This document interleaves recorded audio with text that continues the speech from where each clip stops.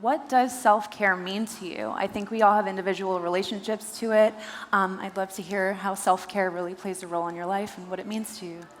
So my life is based on the highest form of activism in my idea of how we should live our lives is to have an integrated state of whole health. And this is a practice that needs to be cultivated and designed individually. Ayurveda really speaks about maintaining balance, and this whole concept of functional medicine that has emerged today really is sort of Ayurveda in its essence, because it's all related to metabolism and gut health and the assimilation of nutrients. And your gut actually is sort of the real brain.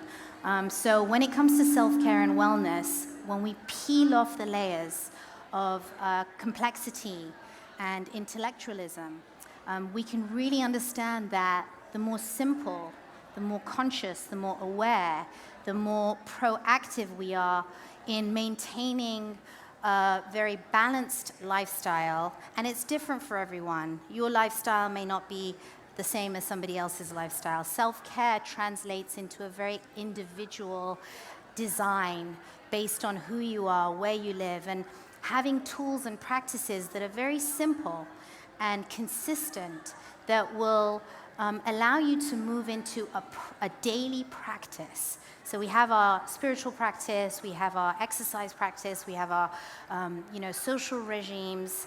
But if we start to see things as a very definitive connectivity and interrelatedness, then self-care is, I couldn't imagine now, because most of my life was spent so unaware and unconscious of self-care. It was sort of just taken for granted, and my mind was operating my lifestyle.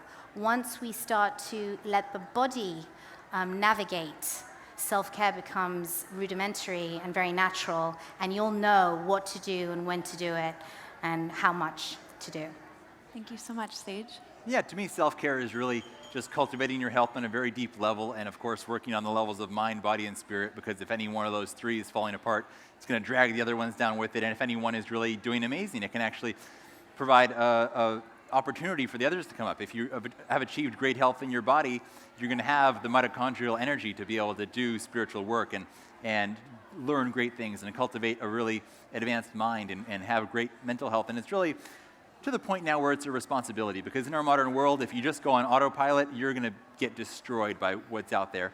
And when you get destroyed in terms of your health on all these levels, whether it's your mental health or your physical health, you become a burden on the world around you and your loved ones. So to guard your health and protect it with your life is the most important thing you can do for yourself and for others as well, so you don't become a burden upon them.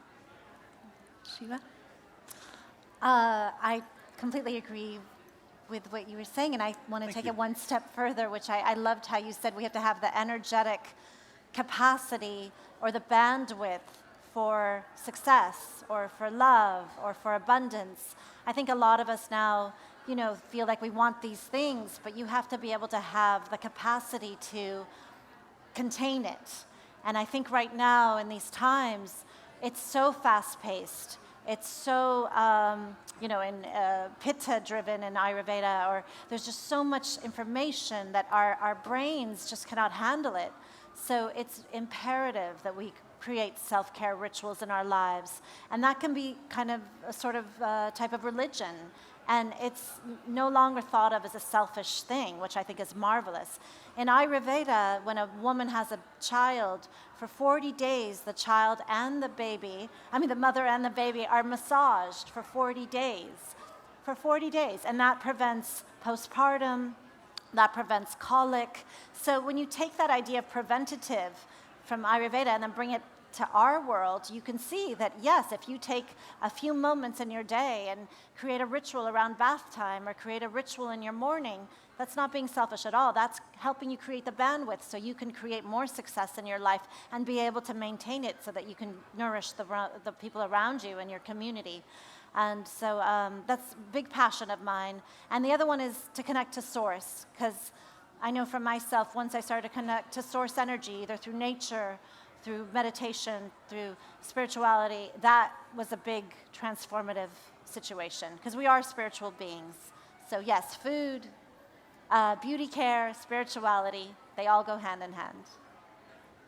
And I love that idea of ritual, because I think in like a really base way, you could think of a ritual as a habit too, right? Something that you're doing regularly, something that you choose to do. And I think for a lot of us, our habit, so I'm going to tie this back into plastic, of course, but our habit is really plastic. It's not a necessity. It's not really a conscious choice. It's just a habit. And we all know that this habit is wreaking havoc on the world and on our bodies, and yet we feel disassociated and out of control. We feel that we can't do anything about it. We think about this island full, the island in the middle of the Pacific. It's like now, there was just a study last week that came out that it's even bigger than anybody thought, right? It's like keeps getting bigger. Well, that's not even the half of it, people.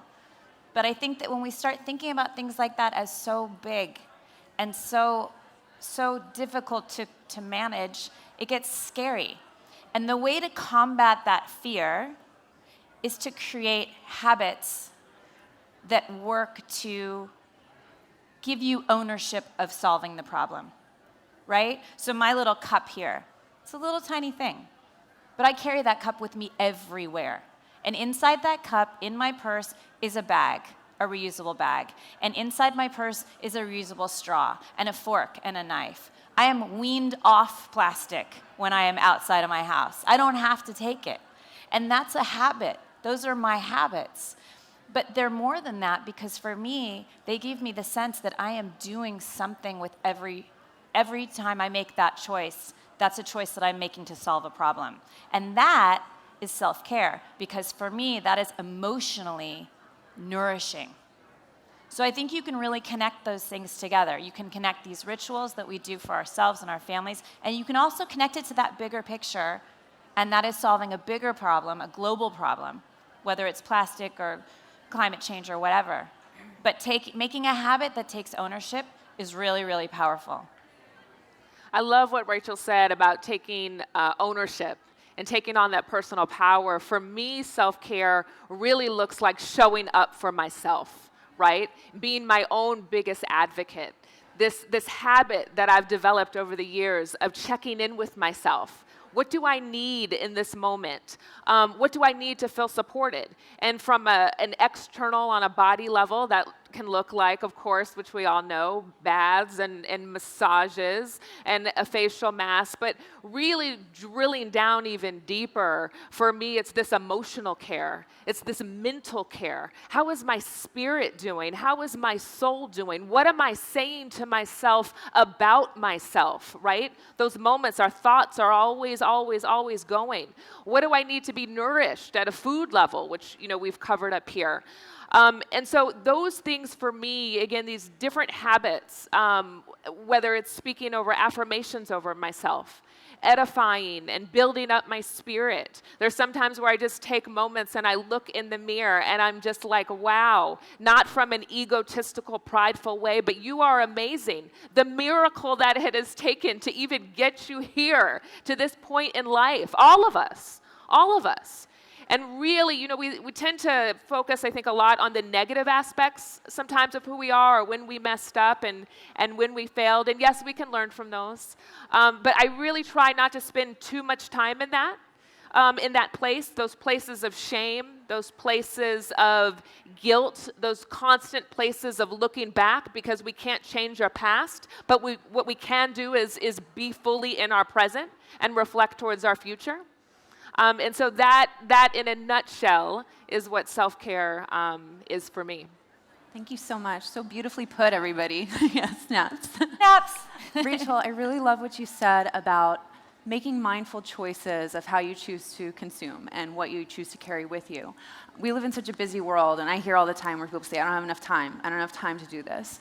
What would you say to somebody that is, I don't have enough time? What are ways to kind of integrate this into your life that's not so scary or such a big undertaking, but simple ways to live day to day in this mindset? Yeah, definitely. So I would say choose one thing. Look at your habits. Look where your habits intersect with, look where your habits are dependent on plastic, and choose one thing. So for example, if you every day go to Pete's and get a coffee, and you know that you are not the person who's going to remember to bring your reusable coffee mug, you're just not going to do it. You know that about yourself. Don't kill yourself because of that, right? Just go and ask for your coffee without a lid. Just take your coffee, which is at Pete's a biodegradable cup, or not a compostable cup, and ask for your coffee without the lid. That eliminates the plastic from that habit. So just do that. Just start with that, right? And then the next time, you'll try maybe starting to bring a little cup like this, or maybe starting to bring a bag, or maybe saying, I don't need a straw. I actually am physiologically able to drink from a cup without a straw. It's miraculous, right? So maybe you do that. And by the way, straws cause wrinkles. Let's just lay that out there too. So maybe you do that, but you choose one thing. You choose one thing and you commit to it. So commit to it for a day. Commit to it for a week from there, then go for a month, and pretty soon that will be your habit. Because those habits didn't happen overnight. Like, I didn't, when I was a kid, you didn't go to a coffee place and take a coffee with you. You took a cup of coffee and you sat down at a table and somebody refilled it. That's how it worked. The habit of taking the coffee with the lid, the habit of feeling that that lid is essential for drinking or that straw is essential for drinking, those are just constructs. So just think about that one thing, pick it, choose it, own it, and change it. Beautiful. I'd like to kind of talk about the fact, we keep mentioning the word habit, right? And to me, I love language, and the word habit seems like something that's not so mindful. There's kind of a stigma attached to it. Habit is something that we do without thinking, it feels. What can we do to kind of transform habits into rituals so we are mindfully participating in that day-to-day practice? Chandanni? Well, one of the most revolutionary lifestyle applications of Ayurveda is to live according to the seasons and live according to our environment and our nature and our cultures. And seasonal cleansing is actually a fantastic and very short way of breaking habits and vices that actually put the mind and the body into a state of subtle sleep or extreme sleep. Even if you're healthy and you become habitual, the body moves into a state of sleep. It moves into a state of sluggishness. And that is what contributes to our immune system dropping and inflammation rising. So seasonal cleansing actually is an incredible way of breaking habits and vices, not only physiologically, but emotionally, mentally, and lifestyle, culture-wise. Because when you break a habit, your body goes into a state of disruption. So we have all these amazing companies like Uber and others that are disrupting systems that we have become habitually accustomed to, which brings in new energy, new forms of creativity that allow us to evolve, because as in nature, the old must be destroyed in order for the new to bloom and blossom. Same thing with our bodies. If we intelligently and effectively detox and cleanse our body, then we can evolve and ignite and become more aware and more conscious. It's very existential. We can't write about these things. We can't just talk about these things. We have to actually practice and put ourselves in a state of disruption intelligently and effectively in order to evolve and grow. And this is, again, it goes back to self-care. It is a practice, it is a discipline, and it's not like, oh, I'm just going to cleanse one time and I've broken all my habits. It's as the seasons change, we change. And we actually have a really amazing liver cleanse back there if you guys want to check it out later. Sage, would you like to pick off? Yeah, sure, absolutely. So for me to get mindful about the things instead of just being on autopilot as you're going through them. First of all, it's not so bad to be on autopilot necessarily. Like, you could not even be doing the healthy things. I'd rather be on autopilot and making healthy decisions rather than be not making healthy decisions. But if you want to get even more mindful about it, I like to think about why we're doing it. As you're going through the day and doing these different things, if you're jumping on the rebounder over there, think about how it's circulating your lymphatic system and allowing you to process out these toxins that have just kind of been stagnant in your body. If you're taking a magnesium supplement, think about how it's relaxing your muscles and helping your mitochondria to produce more energy. And these things, like, it can kind of get you more excited about the stuff that you're just doing every day anyways, and put you in a positive mindset and make sure you understand and don't get in a kind of like stuck in a program where you just do stuff and don't really know why you're doing it. And then you literally are being mindful and thinking about why things are happening and why you're doing them and conscious of what you're doing. Awesome. Shiva? I would say one word, which is intention. Intention can make a habit into a ritual. It's all about your intention. It's all about making that shift. And intention is powerful. You just sort of try to feel where your intentions are and what do you ultimately want. And that can shift a habit into a ritual. The other fact is that it takes 21 days or 20 days to 21 days to actually shift a habit. If you actually spend 21 days on a meditation or shifting something, it will change the neural pathways in your brain. And then it takes another 20 days to actually put in a new neural pathway. So like in Kundalini, the Kundalini practice that I practice, they say, do something for 40 days and you'll really see a shift in your life. Brandie? Just to add to what Shiva said, because the intention is so key, and then I would just add on to that a connection.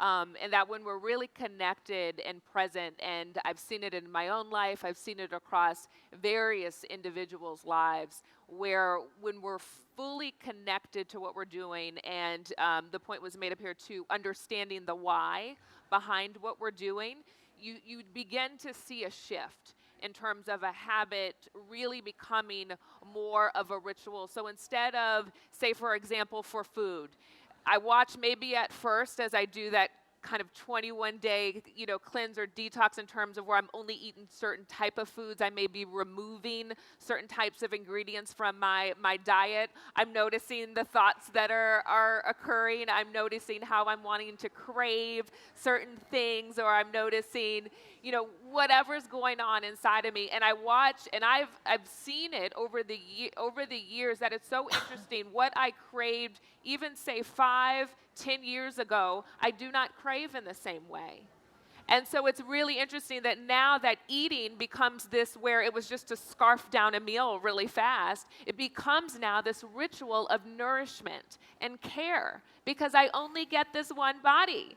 And so I better take really good care of it while I have it. So again, I think as we become more intentional, as we connect with what we're doing, you will watch. And the key is to remember that this is a long game. It's over time. Change happens over time. And so as you notice that, you'll really watch habits change more into rituals. Beautifully put. What's interesting, too, is we're talking about detoxing, right, and cleansing and what we're ingesting and digesting. But that also applies to today's world with this digital numbers game that we're all in, social media. We can get so caught up in scrolling mindlessly. How do you find ways to detox digitally and find your reconnection to nature? For me, finding reconnection to nature, I use digital to reconnect to nature. I schedule it in my iCal, and I make sure it's going to happen, because otherwise, like, we're all, you guys are all running businesses as well. You have so much going on that if it's not in the schedule, it's not going to happen. So you put it in the schedule, you commit to making it happen, and you get out for a hike, you go surfing, you go, jump in the ocean, whatever it may be, whatever's easiest for you and your preferred thing. But also develop kind of a network of where are your easy places to go and search them out, because if you don't know where to go, or like you feel like it's too far away, it becomes difficult. So having some really good places close to you, and then some ones maybe further away also, but it helps. But yeah, just get it in the calendar and make it an absolute commitment. Yeah. Chandanni? There's a great book. There's a great book called How to Break Up with Your iPhone, and I highly recommend it because it's very thin. It's wonderfully written because it's just concise, and she talks about how it's changing our brain. It's actually physically, the phone is changing our brain. We are not, like last night I made a point of reading because I realized I haven't picked up a book to read. It's because my brain is sort of shifting now with the times. And now this iPhone 5 situation is going to happen where it's going to be even more toxic for us. It's actually going to cause so many issues that nobody's talking about, and it's going to be so pervasive. So the places that are, I am holding on to these places that are off the grid. There's a few places in Ojai, so I know, like, I have my places that I go, and I know that my phone won't work. I'm going to go away next week somewhere off the grid, and I think we need to implement this into our lives, because otherwise we'll become a slave to these things, and it'll destroy us. I think that it goes back to there are different things for different people at different times. And it goes again back to the inception of self-care as the highest form of activism in our world today.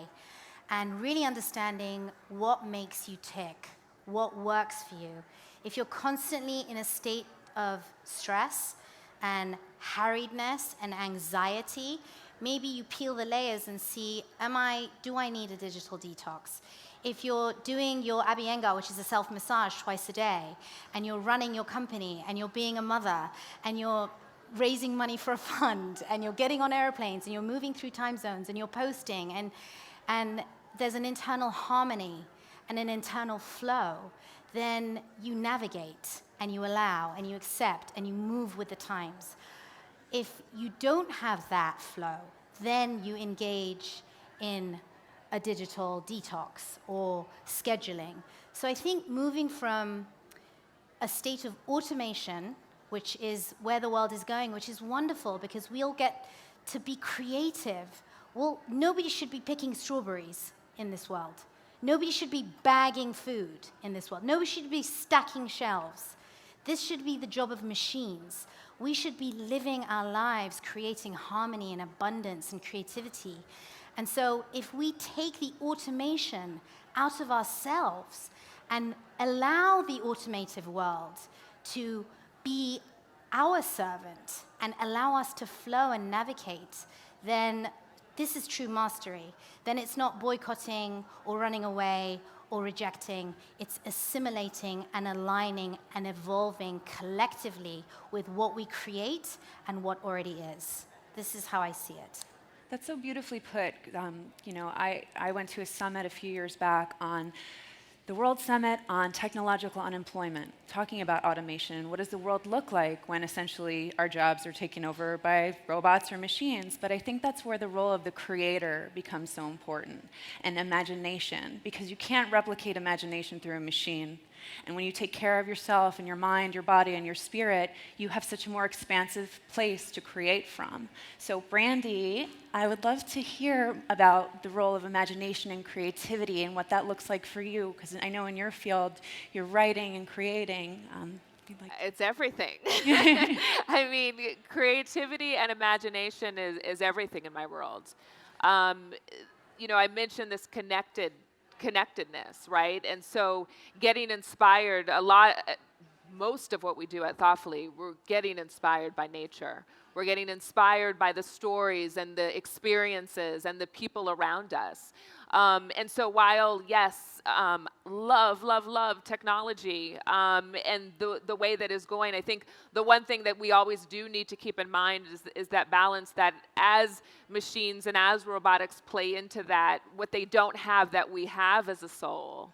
And this ability to, the emotion behind it. And I think a lot of what we miss, and when we find ourselves moving so fast, is a lot of that stress, if you will, or that kind of what I call like out of our rhythm or out of our pocket, is we really are experiencing where we don't have that. We don't have that care, right? That care for ourselves, that care from others, that we can only get from community and from each other. And so we really, and I took a little side note, but coming back directly to that creativity and imagination, I don't see how we would not have it without one another. And it plays such a profound role in terms of how we watch these stories unfold, in terms of how we tell the stories that we tell, in terms of the writing that takes place, but then also how we visually tell that story, and constantly creating. And that's really what we thrive on at Thoughtfully. Beautiful. Rachel? I would love to jump back to the previous question, if I can. Yeah. Creativity is, I think you nailed that. So I'll just leave that Yeah. perfect statement to you. But in terms of ritual and habit and technology, I think that I think we have to be intentional with our use of technology. And there's one thing that is so simple that we can all do, and I swear to God it changed my life, because you can't be intentional when you're eating and your phone is there and it's talking to you. You can't be intentional when you are meditating and your phone is, oh, it's on, you know, I can't tell you how many yoga classes I've been in where somebody's phone has been on vibrate, you know? You can't be intentional when you're having a conversation with a friend and your phone is in your hand. You just can't. But what you can do is go to your settings and turn off all of your notifications, all of them. So when somebody says something to you on Instagram or like something on Facebook or tweets at you or whatever, you only know that when you pick up your phone, click on Instagram and look at it. If your phone is no longer telling you, pick me up and look at Instagram, because you basically turned off that notification. It has completely changed my life. That's great.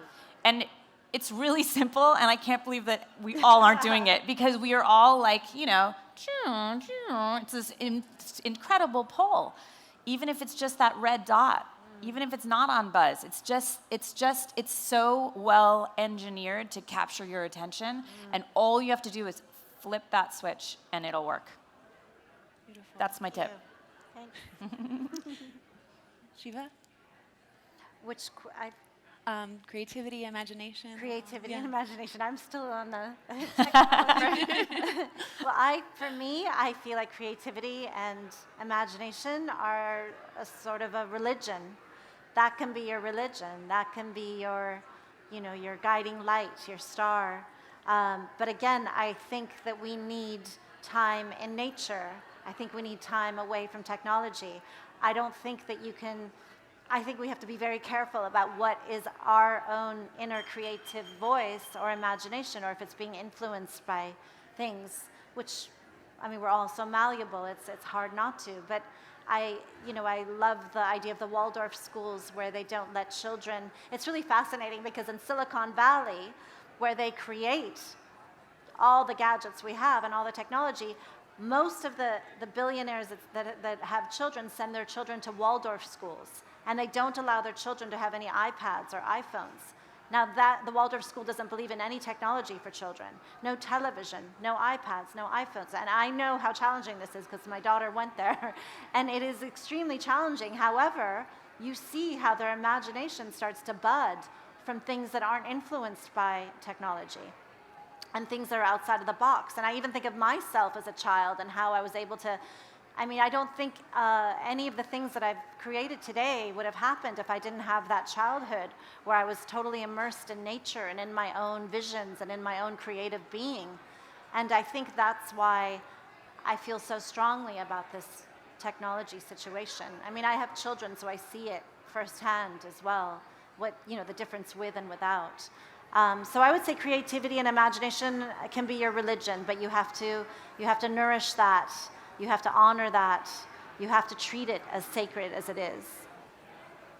And circling back to the panel that was on before, talking about psychoactive drugs and experimenting with the mind, I mean, I'm of the school of thought where I've tried, but I believe it was Jodorowsky that said that psychedelics are the elevator up, but the rest of the way down you should take the stairs. So either way, you can kind of get to that place, it's just depending on what medium you go through. But in using herbal remedies or Ayurveda, how do you find is that something that can like open up your mind to new perception and awareness? So again, I don't feel there's anything wrong in the world, and I don't think there's anything necessarily right in the world. I feel that the world is continually evolving and creating and destroying and moving and ultimately ascending. We are not more intelligent than nature or the mystery of existence. However, our lifestyle, our imprint the universe doesn't have a big memory. Karma is very cause and effect. It's immediate. And so if we look at life from sort of almost like a Taoist perspective, where there's not necessarily any indoctrination of morality or things that are right or things that are wrong, as Plato himself also said. And we look at it from that perspective of non-dual perspective, of just seeing the play as it's been orchestrated. We see again that there are different leelas, there are different plays for different people at different times.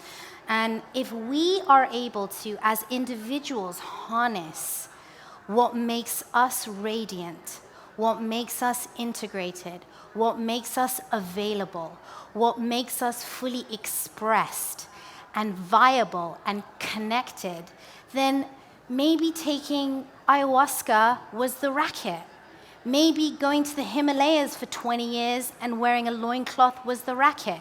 Maybe sitting and doing 40-day Kundalini chants was the racket. It's different for different people at different times. And true compassion and true intelligence and true evolution includes all and excludes none. So our responsibility is great. Our responsibility has moved us out of herd mentality into individual autonomy. It is a task and a half.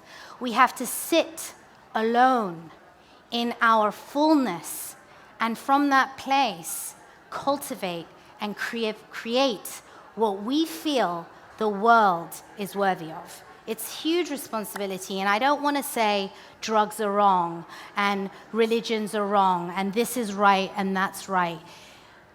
Nobody can lie to themselves. Nobody.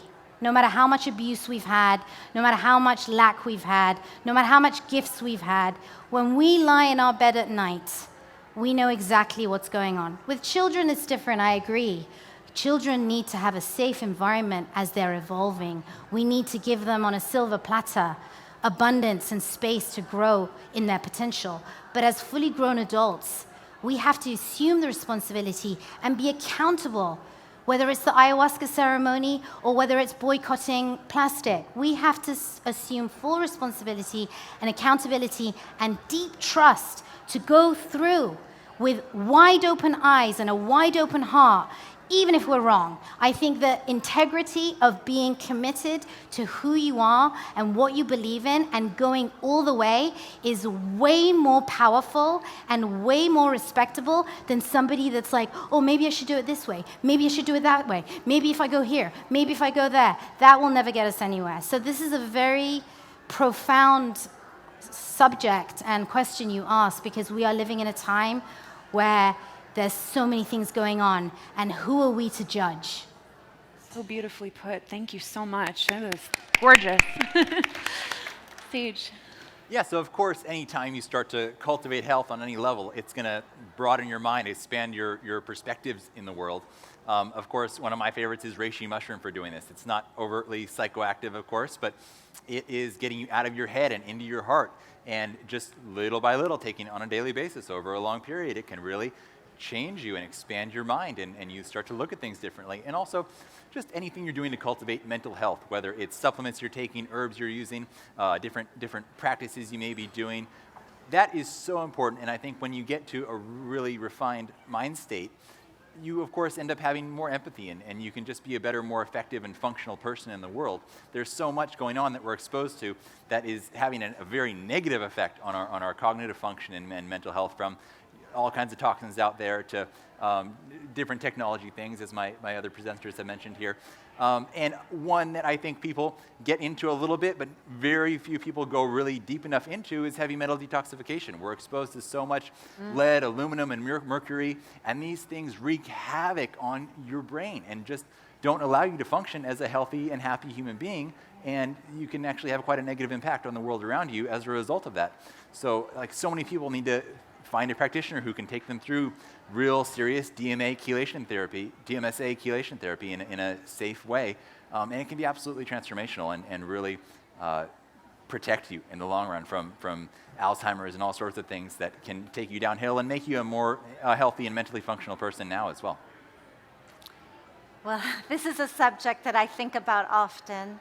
I practice Kundalini yoga, and they feel in this tradition that ultimately we can reach that mountain on our own, and we don't need the certain plants to get us there.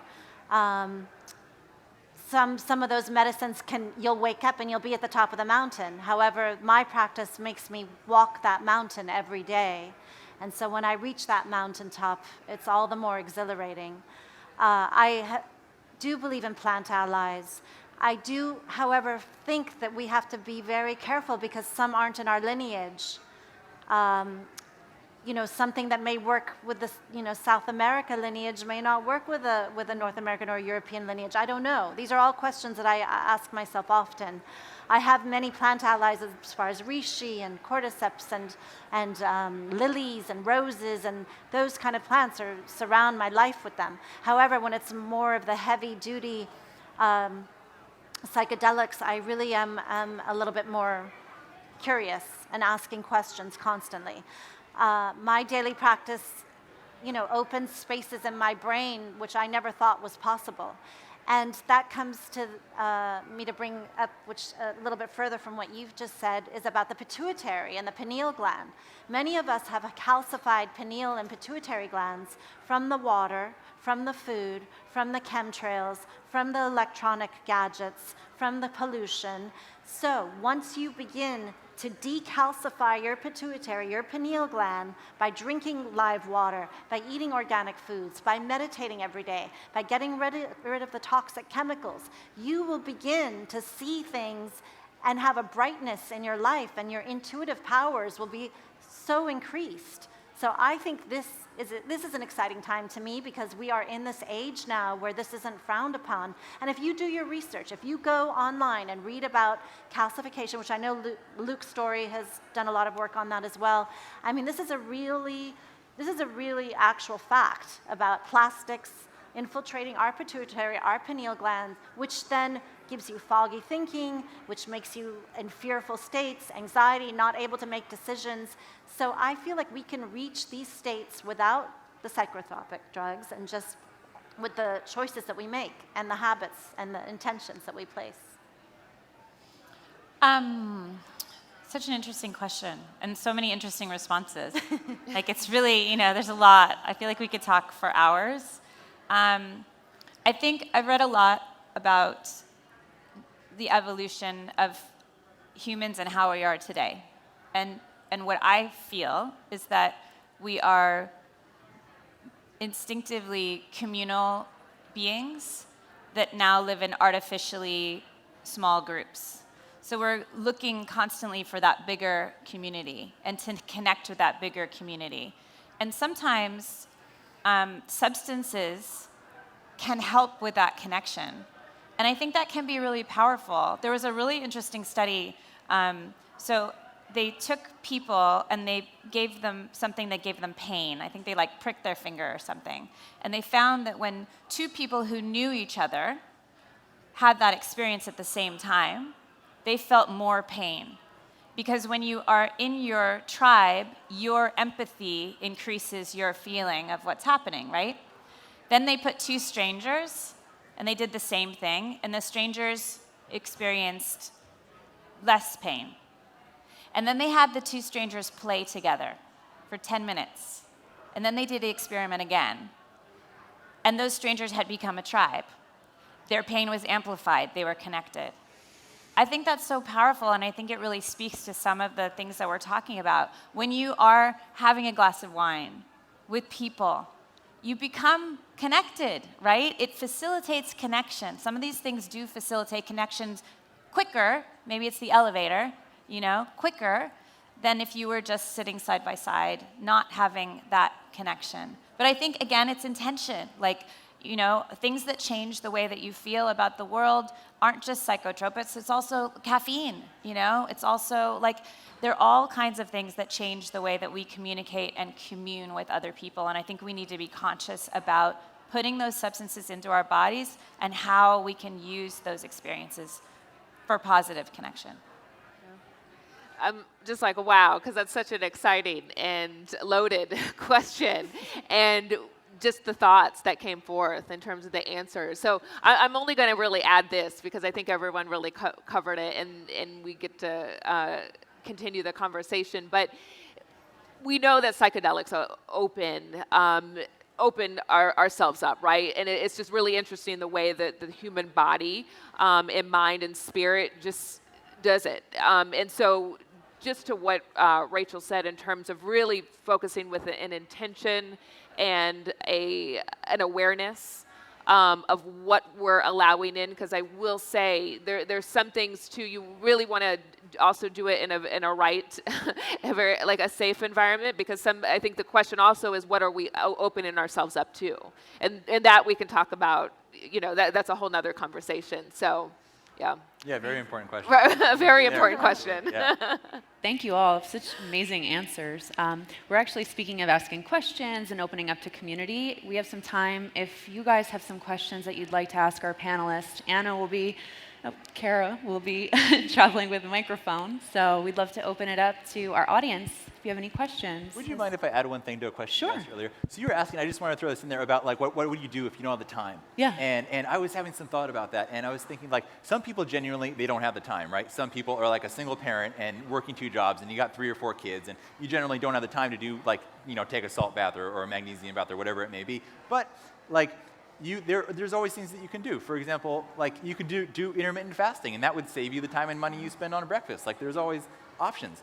And then most people, like they say they don't have time, but maybe they spend like 30 minutes or an hour a day watching YouTube or scrolling through Facebook still on kind of escapism kind of activities. And if you even took half that time and dedicated it towards stuff that's really working on your health, it can create such a profound difference. So when we look for it, there's always ways to sneak in a little something. If you don't have time, like look at the stuff you're doing anyways. Like you're probably putting on makeup in most cases for women. Like then do really clean and healthy makeup with ingredients that are beneficial. We're all taking showers. Turn the water to cold for the last 30 seconds of the shower and try not to freak out. It's amazing for your nervous system. There's like little things, and you're eating anyways. Eat better food. Eat the best food you can possibly eat. So even if time and money are limited, there's always a way to kind of take yourself to the next level. Thank you so much. Hi, I have a question for Rachel. There was, and this may just be an internet thing, but there was, in terms of the gyre, a kid had come up with some invention that was supposed to be able to help clean it up. Could you amplify that? Yeah, it's so funny. I actually met with those guys last week. The organization's called the Ocean Cleanup. And I can't tell you how many times, and I actually said this to their director last week. I was like, I can't tell you how many times I have said what I do, and someone has said to me, oh, I don't have to worry about plastic. That kid's going to clean it up, So my response to that question is, it's an interesting idea. It has not been tested yet. There's some definite challenges from what I understand from the scientific community, with the actual ability to execute on those goals. We can go deep into that, but we can talk about it. But my conversation with them last week was they need to include a discussion of reducing, of source reduction in that conversation. You can't just position yourself as the Superman that's going to go clean up all the plastic in the ocean, because that's not true.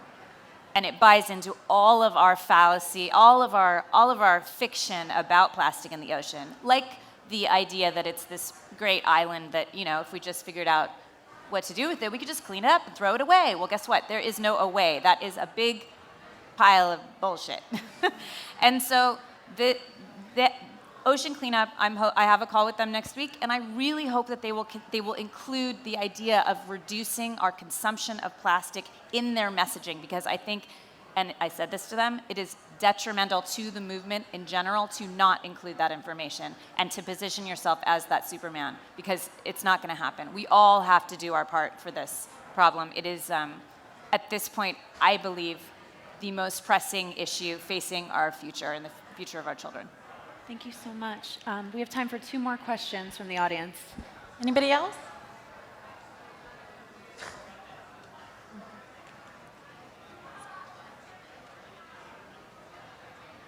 Hi up there. I loved how you said that, to be accepting of all things is, I thought that was a very powerful statement.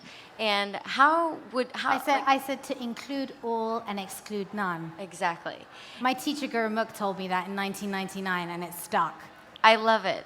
And how do you carry that with you in your day-to-day when things come up that might be frustrating, or when you're in traffic, or when you're at the grocery store, or when someone cuts you off? Like, It's a very good how do you be question. mindful with that, or manage the conversation with yourself? So there's a very big difference, and a very subtle difference at the same time, between exclusion and discernment. And there's an intentional energy behind those two things. So it's possible to exclude none and yet discern. For example, the company we keep around us. I have goodwill for everyone. I feel that everybody is an extension of my greater family in the entire world, even strangers. That doesn't mean that I'm going to be friends with everyone. I'll be friendly with everyone, but that doesn't mean that I'm going to necessarily discern what's best for my self-preservation and my ability to optimize my whole health and expression in order to fulfill the best service I can in the world. So I think that, and I also think we're human. I think that pretending to be these demigods or saints or my way's right and your way's wrong is delusional and leads to fanaticism, as we see in our cultures and governments and social environments. I think a true activist in the world will include people, include all things, and then discern intelligently what works for them. Beautiful. So beautifully put. Thank you. We have time for one more question. I guess I didn't mean to do this one. Hi, I'd love to hear from really any one of you in regards to like the first 30 minutes of your day or the last 30 minutes, like in regards to a routine that you may have cultivated. That's good. I'll begin and just keep it really, really brief, so that way if anyone else wants to answer. But I usually begin my day with a cup of hot lemon water, and just to really purify, reset my system. Depending on whether it's getting my son off to school, and we've got to do some things there, getting him ready, or for me, that may look like I've got a little bit of quiet time, which I always take about 5 to 10 minutes just to kind of reset myself. I also pray over my day. That's really important to me. And then I always make some sort of green smoothie every morning. So that's also a part of my day. So, it'll vary, but there's like the main things in terms of, again, like the tea or the water or the smoothie, or taking those moments. If I get him off to school and I don't do that quiet time that I mentioned before, then when I'm back, I do that, right? Or I'm incorporating at some point, I take some time, I actually have it's actually scheduled into my calendar to take moments to meditate and to reflect. And so even if that's just 1 minute, I think sometimes we get caught up in the fact that, again, if I don't have 30 minutes or an hour to do something, then I don't do any of it. And so even if you can just take a moment. So that's just a quick peek into my morning routine. Do you want us all to answer that? Yeah. Okay. So I have 3 children. I get up at 5:30 so that I can have some time without anyone in my face. And I drink black tea. Sorry. No smoothies. English breakfast. English tea. Preferably PG tips. PG tips. That's my tea right there. But I also do not turn on my phone until I have had my breakfast, read the news on paper, not electronically, on paper, gotten my kids ready, gotten their lunches ready, gotten them all ready, then I turn on my phone. If I turn on my phone early, I get sucked into that world. And I know that about myself. So I consciously turn off my phone at night.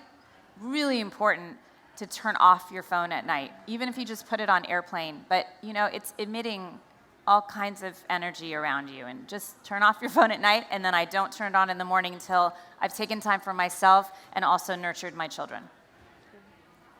I don't know if we have enough time for my morning ritual. But I don't have any gadgets in my bedroom. It's electronic free. I do believe in that, and I'll preach that forever.